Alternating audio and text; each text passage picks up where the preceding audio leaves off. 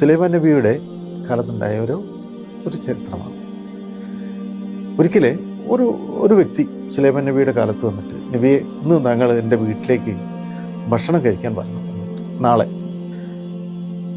പ്രവാചകൻ സ്വീകരിച്ചു, ഞാൻ നാളെ വരാം എന്നുള്ളത്. അങ്ങനെ പിറ്റേ ദിവസം നബി അദ്ദേഹത്തിൻ്റെ വീട്ടിലേക്ക് പുറപ്പെടുകയാണ്. പുറപ്പെട്ട സമയത്ത് മലക്കൽ മൗത്ത് അദ്ദേഹത്തെ തടഞ്ഞു, വഴിയും തടഞ്ഞു.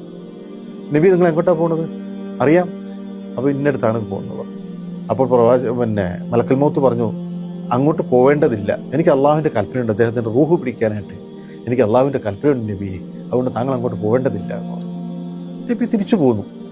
പിറ്റേ ദിവസം വാതുക്കൽ വന്ന് മുട്ടുമ്പോൾ വാതുക്കൽ ഇദ്ദേഹം പ്രത്യക്ഷപ്പെടുകയാണ്. വാതുക്കൽ പ്രത്യക്ഷപ്പെട്ടപ്പോൾ നബി അത്ഭുതം വിചാരിച്ചു, ഇതെന്താണ്, ഇദ്ദേഹത്തിൻ്റെ റൂഹല്ലേ ഇന്നലെ പിടിക്കാമെന്ന് പറഞ്ഞ് മലക്കൽ മൗത്ത് എന്നോട് പറഞ്ഞത്. ഉടനെ തന്നെ മലക്കൽ മൗത്തോടെ പ്രത്യക്ഷപ്പെടുകയാണ്. സുലൈമാൻ നബിക്ക് പലതരത്തിലുള്ള മുജസ്സത്തുള്ള അറിയാമല്ലോ. പ്രത്യക്ഷപ്പെട്ട് പറഞ്ഞു, നബിയെ, ശരിയാണ്, അദ്ദേഹത്തിൻ്റെ റുഹു പിടിക്കാൻ എനിക്ക് അള്ളാഹുവിൻ്റെ കൽപ്പന ഉണ്ടായിരുന്നു.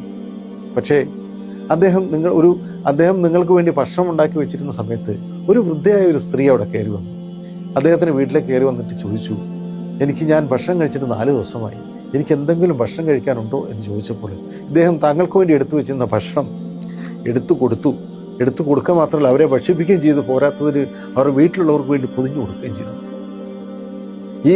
ഈ വൃദ്ധയായ സ്ത്രീ പുറത്തിറങ്ങി നിന്ന് അള്ളാഹുവിനെ പ്രാർത്ഥിച്ചു, അള്ളാഹുവെ, ഈ മനുഷ്യന് നീ ദീർഘായുസ് നൽകണേ എന്ന് പ്രാർത്ഥിച്ചു. അള്ളാഹു അത് സ്വീകരിച്ചു. ദാനം ആപത്തുകളെ തടയുമെന്നുള്ളതിനുള്ള വലിയൊരു മെസ്സേജാണ് നമുക്ക് ഇതിൽ നിന്ന് കിട്ടുന്നത്.